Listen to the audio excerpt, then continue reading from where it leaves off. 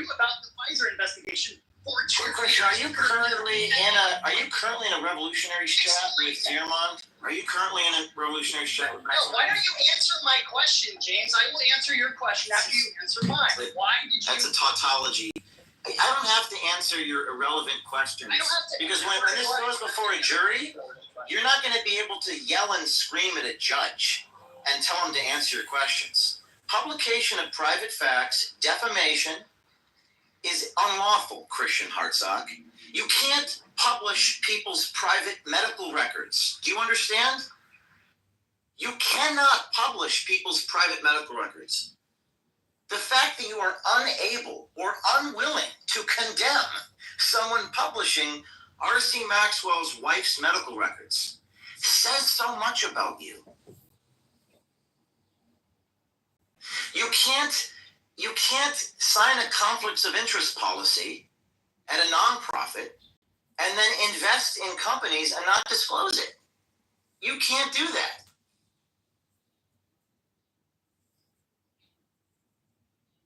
Now I'm going to give you one more chance. Do you have any comment on the following things? Do you have any comment on sexual, graphic, and obscene messages sent from these are your friends?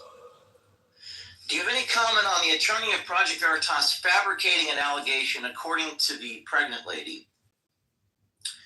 And do you have any comment, most importantly, on the board members of the company co-investing in companies and not disclosing that conflict of interest? Do you have any comment on those three things? Go ahead. Christian.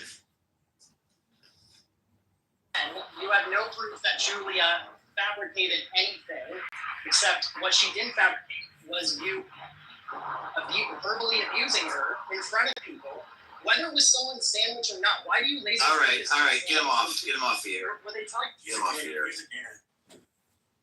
I mean, I wanted to give you guys a glimpse into this. I run from nothing. I hide from nothing. You got to hear directly from one of the people at Project Veritas who was fired after the company ran out of money. RC, what's your reaction to that? Look, I want to know who is a federal informant at Project Veritas, who was a federal informant. I think the picture is still cloudy. Like I said, I think that, powerful people can't do evil unless there are pawns they can use. I think Christian is one of those pawns. I am curious to what the next depositions, what comes out. I'm curious to hear what Matthew Tiermont has to say in his additional depositions. We know he's conniving. You heard the clip that his anti-Trump clip that speaks to his conniving nature. I think there's still. I wonder what Christian has to say about Matt Tiermont saying Trump will never be president. Like that, I didn't think to ask that question, but I don't want to, bother you guys with ramblings and non sequiturs. And this is for the viewers. I mean, this is the kind of, unfortunately, and by the way, let me be fair. I think Christian did some great work at Project Veritas. The two things I think he did amazing were the report on Bob Creamer, which, by the way, I'm appealing to the D.C. Circuit Court of Appeals. We're currently paying for the legal fees to defend the journalism that he was involved in. He did great work. I think he did great work on the story involving ABC producer that was caught on tape saying they need to cross the Hudson River and actually research why people in this country love Trump. Christian did some great work.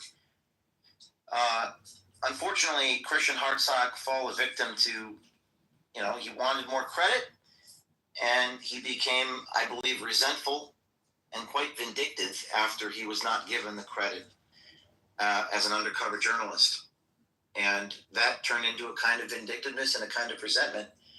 And I actually, so I want to be fair that I think he did some good work, but unfortunately, and this is what it comes down to, if you don't have integrity in your life, and if you can't